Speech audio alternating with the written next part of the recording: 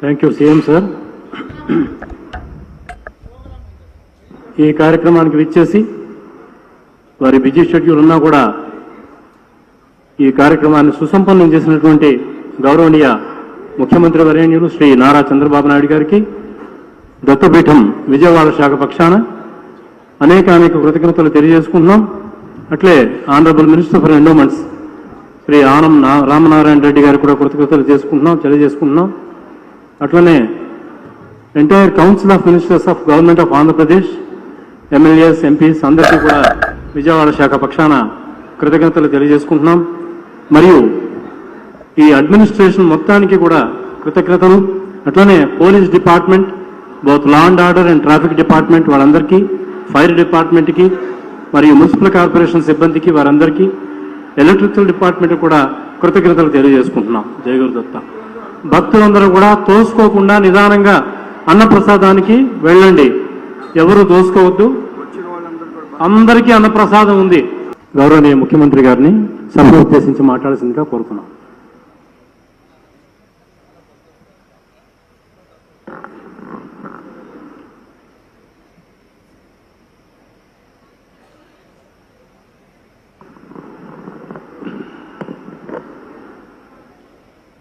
గౌరవనీయులు పూజ్యులు శ్రీ గణపతి శ్రద్ధాను స్వామీజీ, గౌరవనీయులు పూజ్యులు శ్రీ దత్త విజయానంద తీర్థ స్వామీజీ, ఈ సమావేశానికి విచ్చేసిన భక్తులందరికీ పేరు పేరున మనస్ఫూర్తిగా నమస్కారాలు, అభినందనలు. ఈరోజు స్వామీజీని ఇక్కడ నేను దర్శనం చేసుకోవడం నా అదృష్టంగా నేను భావిస్తున్నా. ఆయన ఆశీస్సులు తీసుకున్నా. ఆయన ఎప్పుడు కూడా ఒక మంచి మనసుతో ఆశీర్వదిస్తారు. సమాజం కోసమే ఆయన పనిచేస్తున్నారు. ఈరోజు ఆయన చెప్పిన మాటలు కూడా మీరు వింటే, ఆయన నేను కష్టాల్లో ఉన్నప్పుడు ఆయన పూజ చేసి నాకు దాన్ని ఆ ఫలితాన్ని ఇప్పుడు నా చేతికి ఇచ్చారు.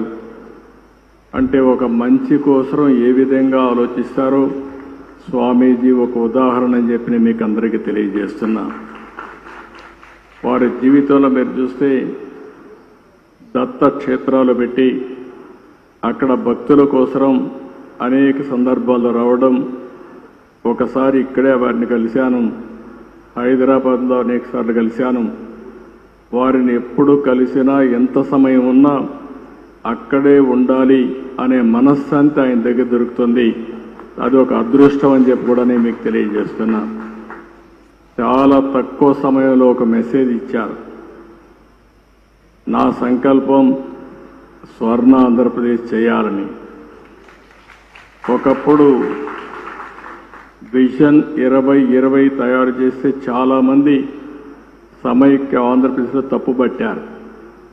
కానీ ఆ విజన్ ఈరోజు యథార్థ రూపాన్ని చూపించే పరిస్థితి వచ్చింది. ఈరోజు ఏదైతే విజన్ 2047 స్వర్ణాంధ్ర దిశగా ఆలోచిస్తున్నాం, నేను స్వామీజీకి ఒకటే హామీ ఇస్తున్నా. ఏదైతే సంపద రావాలి, అదేవిధంగా మీ అందరికీ ఆనందంగా ఉండాలి. సంపద ఇవ్వడంలో మేము ముందుకెళ్తాం, కానీ ఆనందంగా మీరు ఒక పద్ధతి ప్రకారం ఉండాలంటే అది స్వామీజీ వల్లనే సాధ్యం అని చెప్పి కూడా నేను మీ అందరికీ తెలియజేస్తున్నా.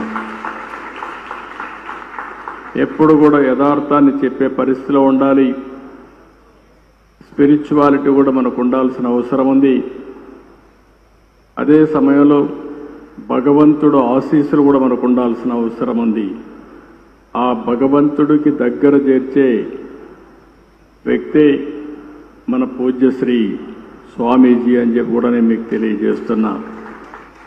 చాలామందిని చూశాం, కానీ నాదస్వరంతో మన అందరికీ సమస్యలుంటే పరిష్కారం చేసే శక్తి ఒక్క మన స్వామికే ఉండడం మనందరి అదృష్టం కూడా. ఈరోజు మళ్ళీ నేను అన్ని క్షేత్రాలు తిరుగుతానని 53 రోజులు ఈ రాష్ట్రంలో ఉన్నారంటే వారు ఇక్కడ ఉన్నంత వరకు అన్నీ కూడా మనకు శుభమే జరుగుతుంది. నేను వారికి ఒకటే హామీ ఇస్తున్నా, మీరు చేసే ప్రజలకు మంచి కోసం మీరు తాపత్రయం పడుతున్నారు. వారికి దేవుని కృప కలగాలని మీరు ఆలోచిస్తున్నారు.